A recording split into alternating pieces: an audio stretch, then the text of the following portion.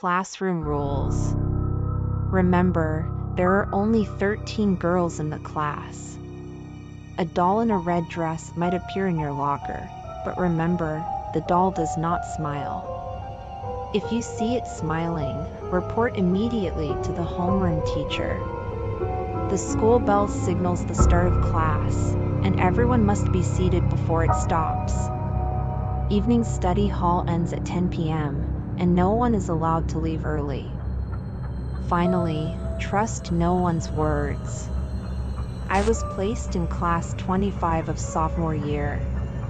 Unlike other classes in the newly built teaching wing, ours was in the oldest part of the Gothic-style school building. The first day, I saw the class rules written in red ink next to the chalkboard, surrounded by what looked like bloody handprints, chilling me to the bone. Suddenly, my phone beeped with a new message. I'd been added to a group chat named United Class 25. The group admin, a girl named Nora, I didn't recognize, had a profile picture of a doll in a red dress. She wrote, "It's been a while, everyone. I'm Nora. Remember the class rules. Ignoring them could be deadly. You can ask me anything here, but I'll only answer yes or no. The game starts in 3 minutes." The chat quieted for a second, then erupted. Who is this? There's a limit to jokes. These rules are ridiculous. Life-threatening? Who'd believe that? As the bell for class rang, the chat fell silent. Instead of a traditional bell, a nursery rhyme played, the little girl with her doll, walking to the garden to see the blossoms, crying for her mother. Its eerie tone echoed through the room, sending shivers down our spines. The bell's about to end. To your seats, now. Someone yelled amid the confusion. Scrambling, we all found our seats. Today had been unnaturally weird. Each seat had a name tag. I found mine and sat just as the rhyme stopped. A boy named Alex stood in the middle of the classroom, seatless. Everyone eyed him nervously, waiting. Nothing happened. Alex smirked. "Guys, it's just Nora's trick. Don't fall for it." "See, I'm fine." Relieved but annoyed at being fooled, we dismissed it. But Nora didn't respond to the flurry of messages. Near class end, Alex suddenly ran out, clutching his stomach. I stopped him. "Class isn't over." "Where are you going?" "To the restroom," he answered, rushing away. The loudspeaker announced a drill after class. We met our teacher, a kind-looking middle-aged woman, but her eyes were filled with anxiety. She kept emphasizing the rules. Her earnestness gave me an ominous feeling. On my way to the restroom, I accidentally entered the boys' room. What I saw made me stagger back in horror. Blood and a mutilated body in the janitor's sink. The upper body was shoved into the drain, face unrecognizable. The creepy rhyme started again. I remembered the rule and ran back to class, followed by others. But when the rhyme ended, Emily, a delicate-looking girl, wasn't back yet. Didn't Alex return? We looked around. Alex and his desk were gone. We gasped. The corpse in the restroom was undoubted. Emily realized too, turned pale, and sat down, crying, "I don't want to die." We should call the police. But our phones had no signal. Someone must have activated a signal jammer. I noticed cameras in every corner, watching our every move. Emily stood up, resolute. "I won't die here." She ran out, trying to leave the school. Today's events were surreal. Our class was the only one outside during the drill. It felt like we were the only ones in the whole school. But Alex's death made us hesitate. Emily didn't return by class end. At lunch, we were ushered to the cafeteria. Each meal had a name tag, and no one else was there. The empty cafeteria was deeply unsettling. After lunch, our teacher appeared. "You may freely move in the building now, but remember, do not leave and follow the rules." But entering the building, we smelled something strange. "Do you smell that?" I asked a girl beside me. Before she could answer, something dripped on her head. "Is there a leak?" I thought until I saw her face, pale with shock. "That's blood on you," she screamed, touching her bloodied hand. Looking up, we saw a girl tied up, kneeling in penance, dead and covered in blood. It was Emily, her face twisted in terror. Then, Tom, another classmate, collapsed, pointing at Emily. "Alex is dead. Emily too. She's back for revenge." Her? What does that mean?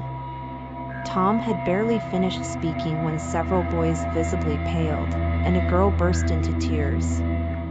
It was clear they knew something. With 2 people already dead, who would be next? A chilling silence enveloped the hall, as if an unseen force was controlling our fate. I had to remain calm. Only with a cool head could there be a chance of survival. I clenched my fists so hard that my nails broke the skin, bringing my mind back to focus. "Let's all return to the classroom. As for the her Tom mentioned, I hope you can tell us the truth. If we don't catch the killer, we're all in danger." I gave a cold glance to the students whose faces had turned ghostly white. Back in the classroom, we learned the truth from Tom about what happened 3 years ago. Tom, Alex, Emily, and Nora were classmates. Emily was the class beauty, confident and charming, while Nora was the exact opposite, introverted and isolated, her face marked by a large birthmark. Emily, with her friendly nature, was Nora's desk mate and often included her in activities. They soon became best friends. However, things changed when a new, handsome student arrived. Both Emily and Nora developed feelings for him, but he was interested in Emily. Nora, out of jealousy, fell out with Emily. After Emily's death, Nora went mad, believing Emily had caused the death of the boy she loved. She began to take revenge on Emily, even threatening her. Tom, Alex, and a few other boys, who were close to Emily, tried to defend her by scaring Nora off. But in a scuffle, Nora fell and scarred her face. After that incident, Nora disappeared. "We didn't mean to push her," Tom said, his voice raspy with fear. "She started bullying Emily. We just wanted to scare her." The others associated with Nora nodded in agreement. I frowned, deep in thought. According to them, Nora might have returned after 3 years for revenge. But something felt off about their story. It's okay. If Nora really is the killer, she can't do anything in front of so many of us. Both Alex and Emily were alone when they were killed. If we stick together for the rest of the time, we should be safe, I said calmly. Let's count everyone now, to make sure no one goes missing. But after counting, I realized there were 8 boys and 13 girls. The class rule was clear. Remember, there are only 13 girls in the class. With Emily dead, there should only be 12 girls left in the classroom. So who was the extra person? Almost everyone thought the same thing. The extra person must be Nora, who had somehow infiltrated our group and was watching us. I scanned the other girls cautiously, looking for any sign of Nora. Suddenly, Tom stood up. "The killer is definitely among you. If the killer dies, we all live," he said with a voice that sounded like it came from hell. Our eyes met. His gaze was cold and serpent-like, slowly moving across my face. A cold sweat broke out on my back. My intuition sensed danger. Tom's words made my heart skip a beat. Among the 13 of us, one had to be the killer. Finding the real culprit would mean safety for all. But what if we couldn't find the killer? If all 13 of us died, then they would be safe. The atmosphere became incredibly tense. According to Tom and the others, Nora was supposed to be a gloomy girl with a large birthmark on her face. But none of the 13 girls had such a mark. The clue ended there. Time passed slowly as I watched everyone from a corner, thinking. Then I remembered Nora's words in the group chat. She had said we could ask her anything, though she would only answer yes or no. I quickly checked my phone and surprisingly, it had a signal again.